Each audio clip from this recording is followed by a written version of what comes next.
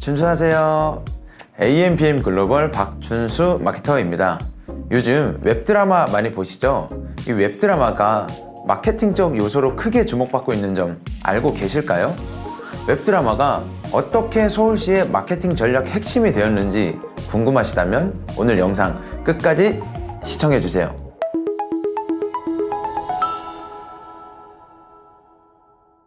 서울시 상수도 사업본부가 공식 유튜브 채널인 아리수TV를 통해 자체 제작 웹드라마 물 좋은 집을 공개했습니다. 물 좋은 집은 20대 청년들이 서울의 수돗물 아리수가 나오는 집을 배경으로 독립해 살아가는 이야기입니다. 청년들이 공감할 수 있는 1인 가구의 생활과 로맨스 등 일상적인 에피소드와 함께 아리수를 일상 속에서 마시는 내용을 담았습니다. 분명 콘텐츠를 제작을 하려면 상당한 노력이 필요할 것입니다. 그럼에도 불구하고 기업과 그리고 기관이 모두 콘텐츠에 신경을 쓰고 있는 건 이유가 있을 텐데요. 바로 첫 번째 강점으로는 자연스러운 노출을 기대할 수 있다는 점입니다. 그간 우리는 자연스러운 광고 메시지를 노출을 하기 위해서 정말 많은 아이디어를 동원을 해왔는데요. 예를 들어 PPL과 같은 형태로 다양한 실험을 해왔지만 아쉽게도 자연스럽게 노출되지 못한 부분들이 많았죠. 이 문제를 해결하기 위한 시점에 등장한 것이 바로 이 콘텐츠 트렌드입니다. 웹드라마를 통해서 시청자들이 자연스럽게 홍보 메시지에 노출되는 방식입니다. 웹툰을 보면서 자연스럽게 홍보가 되는 그런 형태보다는 콘텐츠 소비에 가까운 상황을 만들어낸 것입니다. 네, 콘텐츠는 각자의 니즈 혹은 관심사에 따라서 접근을 할 수 있습니다.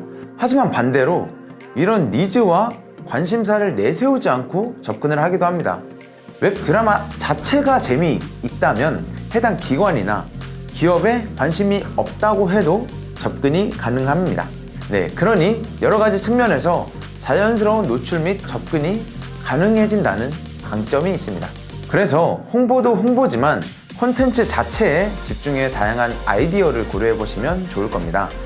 콘텐츠에 집중해 기획이 완료된 후에는 하나씩 홍보 메시지를 넣어도 전혀 무리가 없으니 말이죠. 때로는 아예 홍보 메시지를 제거하는 방식도 고려할 수 있습니다. 극단적이긴 하지만 재미 자체에 집중을 하다 보면 이 콘텐츠를 누가 올렸는지 어차피 알게 될 테니 말입니다. 또 다른 강점 하나는 바로 반복 노출의 가능성입니다. 마케팅 메시지도 좀 더 확실하게 각인을 시키고 반복적인 노출을 통해 확실한 고객으로 만드는 과정을 수행해야 하기 때문이죠. 하지만 광고만으로는 반복 노출이 쉽지 않습니다. 광고를 몇 번씩 반복적으로 보거나 또는 광고를 보기 위해 찾아오는 사람은 많지 않으니 말이죠. 하지만 콘텐츠는 반복적으로 볼 수 있습니다. 예를 들어 웹드라마가 총 10편이라고 생각을 해보죠. 재미가 있다면 과연 어떻게 행동을 할까요? 맞습니다. 10편을 다 보기 위해 계속 접근을 하겠죠. 그러니 반복 노출이 가능해진 겁니다. 이 내용은 꼭 웹드라마 이야기에 한정된 것은 결코 아닙니다. 좋은 컨텐츠가 올라오는 SNS 계정이 있다면 팔로우를 하고 소식을 계속 받아보게 될 것입니다. 이 과정 속에서도 또 반복 노출이 이루어지는 거겠죠. 그래서 콘텐츠는 중요하고 서울시 상수도 사업본부에서도 콘텐츠 제작에 나섰다고 보시면 좋을 겁니다. 사실 마케팅을 위해 택할 수 있는 방법은 정말 여러 가지가 있습니다. 우리가 익히 알고 있는 광고의 형식을 활용할 수도 있고 각종 뉴미디어를 활용한 방식도 있습니다. 어떤 방식이라도 해도 상관은 없습니다. 타겟층에게 가장 맞는, 타겟층이 가장 반응할 만한 상황을 만들어가는 게 중요할 것입니다.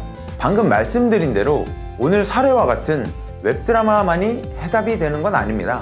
SNS 계정 콘텐츠, 쇼츠나 릴스 같은 숏폼 등 다양한 수단을 고려해 보시면 좋을 듯 합니다. 심지어 블로그도 마찬가지이니 다양한 방식을 고민해 보세요.